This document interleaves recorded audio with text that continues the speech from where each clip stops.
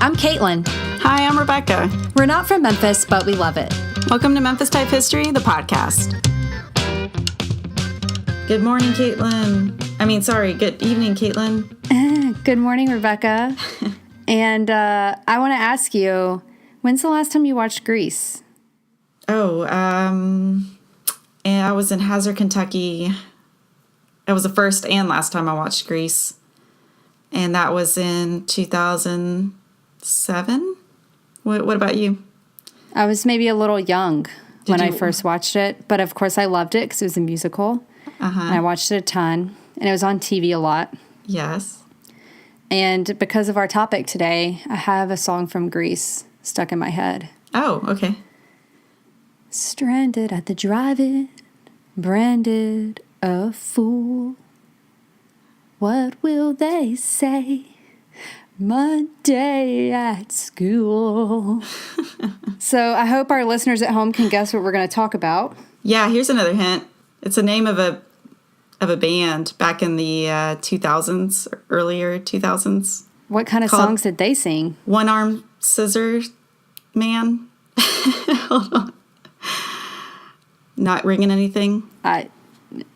No. Is this punk? I'm not good with knowing the differences of music genres. Anyway, At the Drive-In is the name of a great band back in 2000s. All right. How did it go? I'd have to look up the lyrics because the guy was crazy. His lyrics didn't make any sense, but they just sounded good. Let me see. Let me look up lyrics real quick.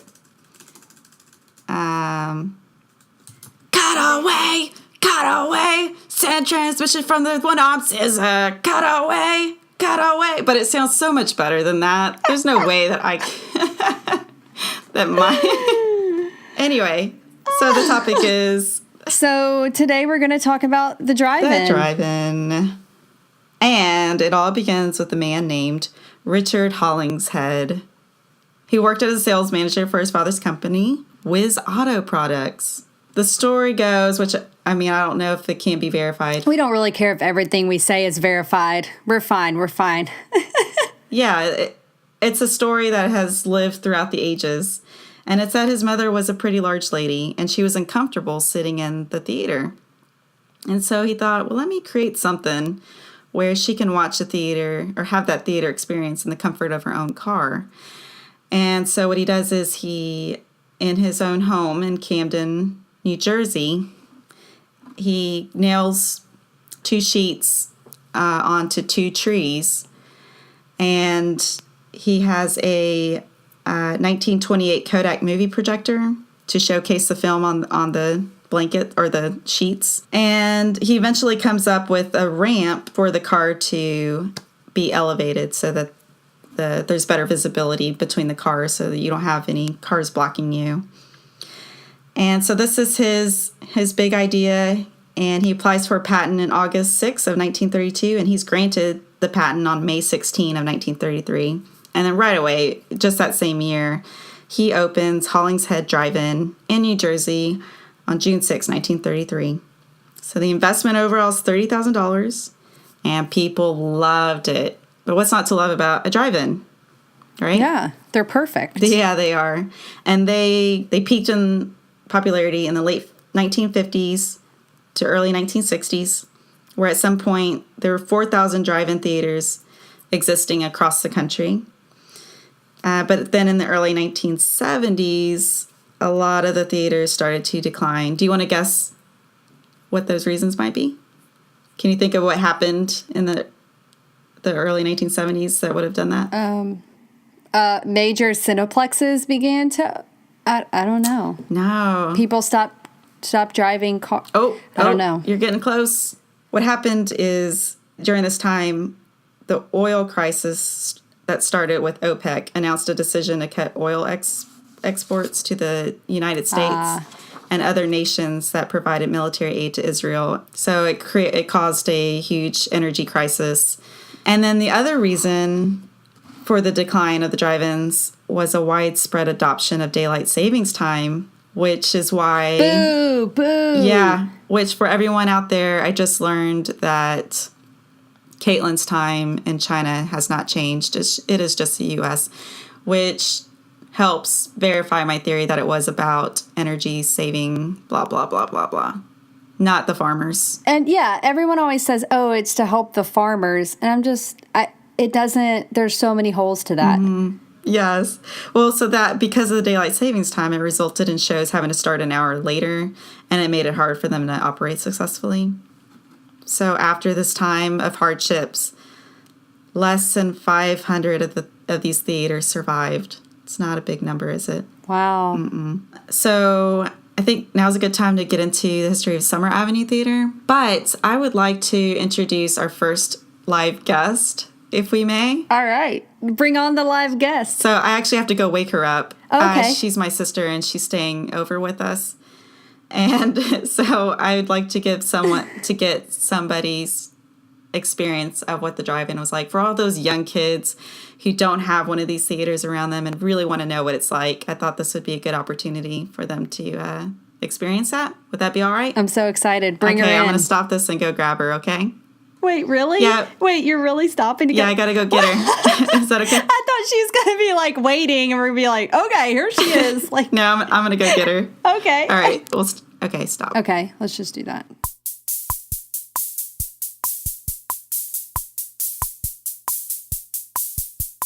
Okay, so we have our first live guest with us today.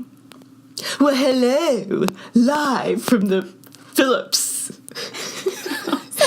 I haven't introduced you yet. Can I introduce who you are? Is that the voice? Oh, yes. Yes. Okay, my guest is Melissa Pritchard, formerly known as Melissa Weaver, which is our last name. And she's here to give the experience of what the drive-in is like. For those of you who don't have the luxury of having a drive-in nearby to experience this firsthand, mostly young folks, we have a first-hand experience from my sister who is, well, I'll let her tell the story. Well, thank you so much for having me on the air. You're welcome. Thanks for coming. Yes, of course. Okay, I appreciate it. Well, I was born in 1979. Back in the days, we had drive-ins, and it was pretty exciting. I remember going with my mommy and my pappy. We would go down to Angleton. They had a nice little theater there. It was like 2 screens until the tornado ripped it apart. Harlingen, Texas was actually, it's kind of where our grandparents grew up. You remember? Mm-hmm. I do remember. And I remember, they had some screens there, and our mom and dad, they were pretty cheap. And it was a good place to go whenever you didn't have very much money, because we were kind of poor. Yeah, very poor. And so you could you could hop into the car and everybody would pay one price, just one price. And, we would go down there. That's nice. They didn't have to shove you in the trunk or anything. Oh, no. Handy. We went in the trunk. But that was after we drove there. Ah. Yeah. No. That I do remember that, but that's not so pleasant, is it? Yeah, so I remember we would go down there, and it was kind of out in the country a little bit, and you could see the stars at night. They're kind of big and bright. Deep in the heart of Texas. And it was really nice because you could do that, and as kids, we were pretty good. But it was back in the day, if you weren't behaving, you get a little spanking. We didn't want no spanking. So we'd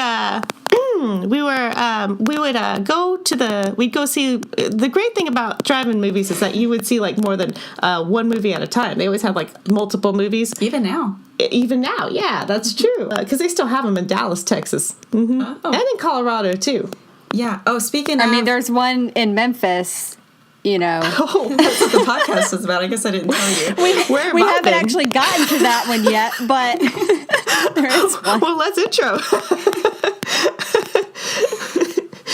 So, but anyways, long story short, we went. My fondest memory was when we went to go watch Action. It was like a double feature of Action Jackson. We got in the back of the car with my mommy and papa and my sister over here, and we watched Action Jackson. And we watched Crocodile Dundee, and it was the first time I ever watched that man say, "This is not a knife. That's a knife." And it's just a fond memory. Kids could go run, play. The popcorn was so good. You could go get eat anything. You could bring in your own snacks, but they also had a concession stand. I just love it. Oh, the memories, the memories. We're gonna have to go to the one here in Memphis. Yeah, we'll do that. We'll do that soon. All right. Thank you, Melissa Pritchard. Thank you for having me. Oh, thanks for coming. You go finish watching Trolls.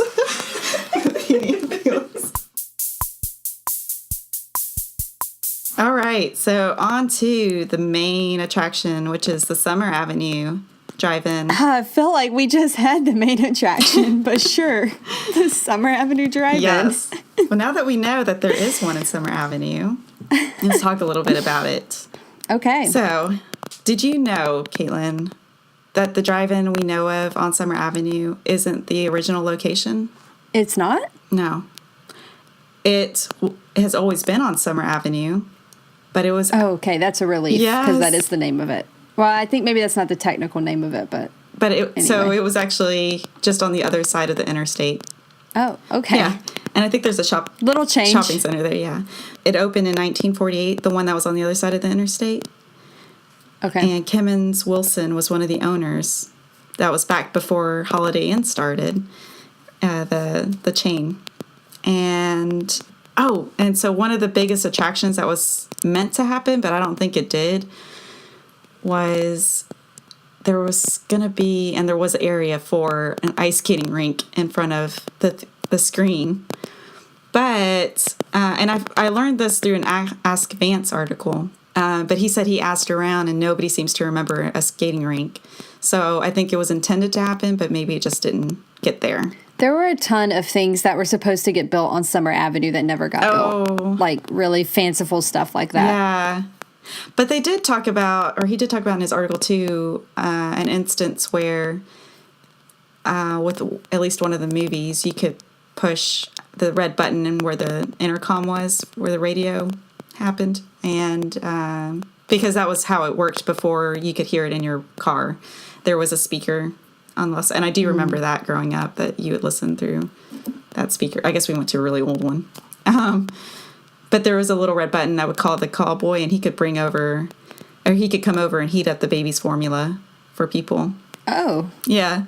But that's just one of the nice quirks about a drive-in is that you get to bring your babies in comfort, and you can have a really intimate date if you wanted to. Like, that was the appeal of the drive-in to begin with. Do you remember when we went to the drive-in with you guys? Yeah, I was going to bring that up. And we went to the drive-in because we could take your baby? Yes, and we did. y'all sat in the front, Kennedy. and we sat on either side of her car seat, and she just slept. Yes. We watched Batman, the last Batman. Yeah. With Bane. Yeah. Which Bane? Okay, so back to original location. Baltzan Sign Company built the $12,000 marquee. Wow. For that drive-in, and it was said to be the largest in the South. And the drive-in itself could hold 670 cars, which made it the second in size to a drive-in in Dallas. So it was pretty big. It's pretty big. And it stayed there in business in that location until 1966.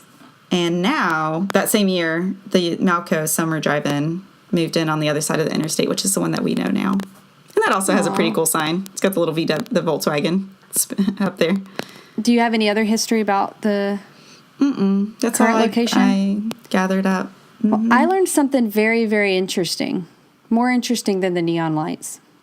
Okay. So, did you know that there was a house? So I learned this from an article in 2009. So some of this might not be true anymore. I don't know. But there's a house above the concession stand. Oh yeah. Does the owner live there?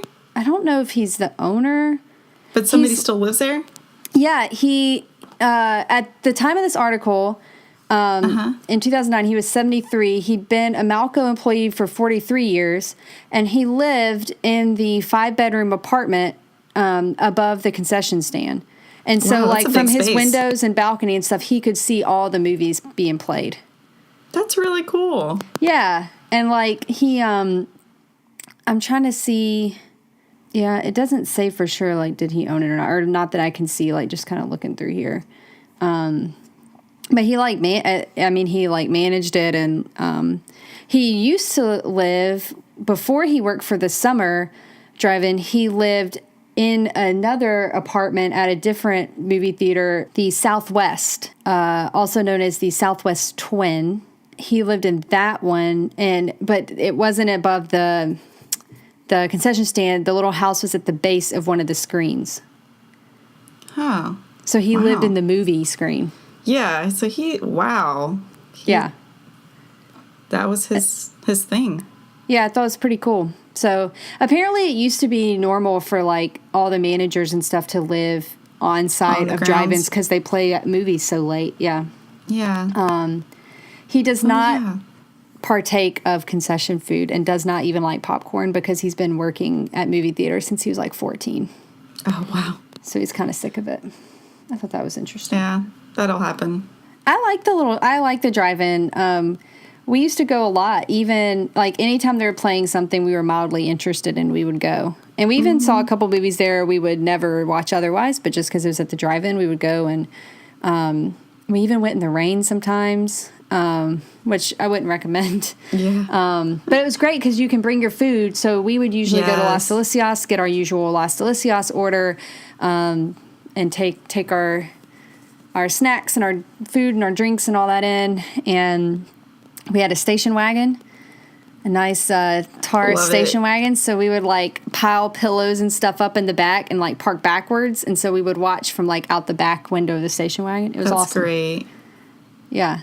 And I don't get bit, or we don't really get bit by mosquitoes. So that was never a Yeah. problem. Yeah, So we could I go liked it. all weather. We would do, we would swing by Sonic and go from one drive-in to the next drive-in. And stayed in the car, I guess, a lot. I was going to say, I remember the first movie we watched at this drive-in, because we didn't move here until 2008. And the first one, at least that I remember us watching there, was Valkyrie. Oh. Tom Cruise is the Nazi pirate. I never saw it. It's good. Okay. I recommend You like it. Tom Cruise movies. I like most movies. Well, if you have a drive-in story, it doesn't even have to be a Memphis drive-in story, clearly. We don't care. Go on our website, memphistypehistory.com, and tell us your story in 3 minutes or less on SpeakPipe. Yes, please do. And, show notes are memphistypehistory.com/drive-in. Yep. And that's it for us this week, Memphis. This was Memphis Type History, the podcast. We like your type.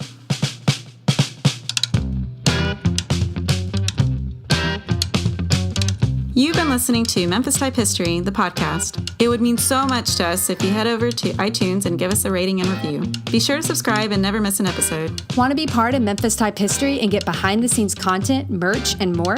Support us on Patreon at patreon.com/Memphis Type History. That's Patreon, spelled patreon.com/Memphis Type History.